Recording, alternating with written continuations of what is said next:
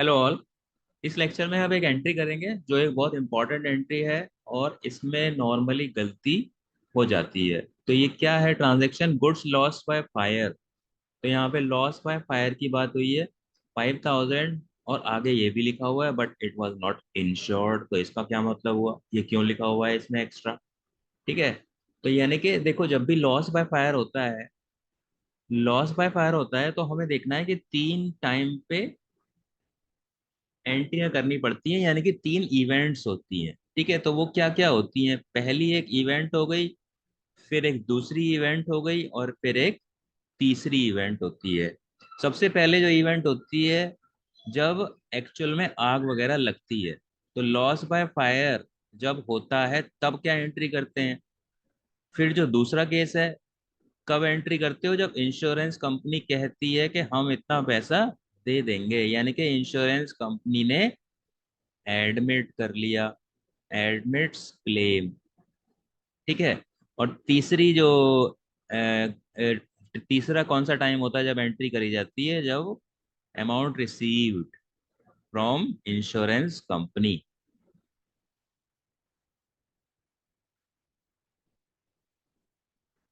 ठीक है। तो लॉस बाय फायर में आप क्या एंट्री करोगे? देखो, 5,000 का सामान आग से जल गया है तो सीधे सीधे क्या करना है? लॉस बाय फायर में आपको पता ही होना चाहिए कि हम परचेज को क्रेडिट करते हैं।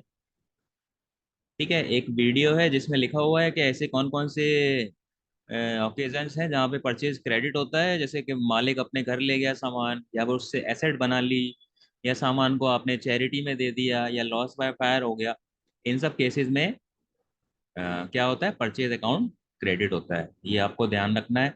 तो लॉस बाय फायर को मैंने डेबिट कर दिया 5,000 रुपये, और परचेज उतने अमाउंट से कम हो गई। ठीक है, क्योंकि जो परचेज किया था वही जला है सामान। ठीक है, तो जला है, एक तरीके से हम मानेंगे कि परचेज कम हो गई है। इसके बाद इंश्योरेंस कंपनी ने क्लेम एडमिट किया है। तो मान लो, एग्जाम्पल की के तौर पे मैं आपको बोलता हूँ कि इंश्योरेंस कंपनी ने बोला है कि हम 3,000 रुपये एडमिट करते हैं। 3,000 रुपये हम दे देंगे, आपका जो लॉस 5,000 का हुआ है उसमें 3,000 रुपये हम आपको दे देंगे। तो 3,000 रुपये इंश्योरेंस कंपनी दे देगी। तो एक्चुअल में आपका लॉस कितना हुआ? 2,000। ठीक है।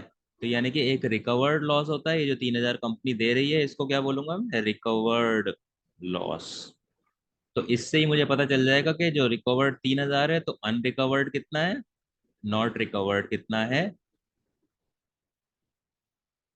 2,000 रुपये। यानी कि एक्चुअली देखा जाए मोटा मोटी, कि एक्चुअल में आपका जो लॉस है वो 2,000 है, क्योंकि 5,000 का आपका सामान जला था, आपको लग रहा था कि 5,000 का लॉस हो गया, लेकिन इंश्योरेंस कंपनी ने बोला कि चलो 3,000 रुपये हम दे देंगे। तो एक्चुअल में देखा जाए तो प्रैक्टिकली तो आपको 2,000 का लॉस हुआ। ठीक है। तो इसकी एंट्री आप कैसे करोगे? तो इंश्योरेंस कंपनी जो जो अमाउंट दे देगी उसको इंश्योरेंस कंपनी के नाम से डाल दो। तो इंश्योरेंस कंपनी 3,000 देगी, इंश्योरेंस कंपनी को मैंने डेबिट कर दिया है, तो अब ये क्या बन गई है मेरी? ये मेरी डेटर बन गई है। किसी को भी मैं डेबिट करता हूँ तो वो मेरा डेटर बन जाता है, यानी कि वो मुझे अब पैसे देगा। और 2,000 क्या है? जो लॉस मेरा एक्चुअल में हो गया है, जो मुझे कहीं से नहीं मिलेगा, अनरिकवर्ड लॉस है। ठीक है, तो यहाँ पे मैं एंट्री करूंगा profit and loss account debit. Actual में मेरा जो लॉस है वो 2,000 है, और टू किसको करूंगा? टू करूंगा मैं लॉस बाय फायर अकाउंट, 5,000। ठीक है। तो ये जो अकाउंट था ये यहाँ पे आके क्रेडिट हो गया और ये खत्म हो गया। अब इंश्योरेंस कंपनी ने बोला है कि हम 3,000 रुपये देंगे, एडमिट किया है। आपको एक चीज ध्यान रखनी है, यहाँ पे ना एडमिट वर्ड लिखा हुआ है। तो जब भी आप एडमिट वर्ड देखोगे तो आपको ये समझ आना है कि अभी पैसे नहीं मिले हैं, सिर्फ इंश्योरेंस कंपनी ने बोला है कि हम इतना दे देंगे, इतना एडमिट किया है उन्होंने। लेकिन जब इंश्योरेंस कंपनी एक्चुअल में पैसे दे देगी तो आप क्या एंट्री करोगे? आप एंट्री करोगे cash account debit to insurance company account. ठीक है। और आप कितना लिखोगे? यहाँ पे 3,000 लिखोगे, क्योंकि इंश्योरेंस कंपनी ने आपको बोला बोला था कि 3,000 रुपये आपको दे देंगे हम। तो जब भी लॉस बाय फायर होता है तो ये तीन जो इवेंट है ये हमको ध्यान रखनी है, और इसी के अकॉर्डिंग हमें देखना है कि कौन सी एंट्री कब बनेगी। ठीक है, एक तो लॉस बाय फायर हो गया, इंश्योरेंस कंपनी ने एडमिट कर लिया, और फिर अमाउंट रिसीव हो गया। तो अब हम जाते हैं अपने क्वेश्चन में। जो हमारा क्वेश्चन है इसमें क्या बोला गया है? इसमें बोला गया है goods lost by fire account 5,000। तो पहली तो एंट्री सीधी की सीधी हम कॉपी कर देंगे, loss by fire account debit 5,000 रुपये टू परचेजेज अकाउंट। तो सीधे के सीधे जब हमको पता चलेगा इतने का सामान हमारा जल गया है, तो सीधे सीधे हम ये वाली एंट्री कर देंगे। लेकिन क्या हुआ, आपने इंश्योरेंस नहीं करवा रखा था उस सामान का, तो ये अनइंश्योर्ड है। अनइंश्योर्ड का मतलब क्या हुआ, ये सारा का सारा लॉस है। इंश्योरेंस कंपनी की तो एंट्री आएगी ही नहीं। तो यानी कि सारा का सारा आपका फिर लॉस हो गया। तो सारा का सारा जो लॉस होता है वो आप कहाँ पे ट्रांसफर करते हो?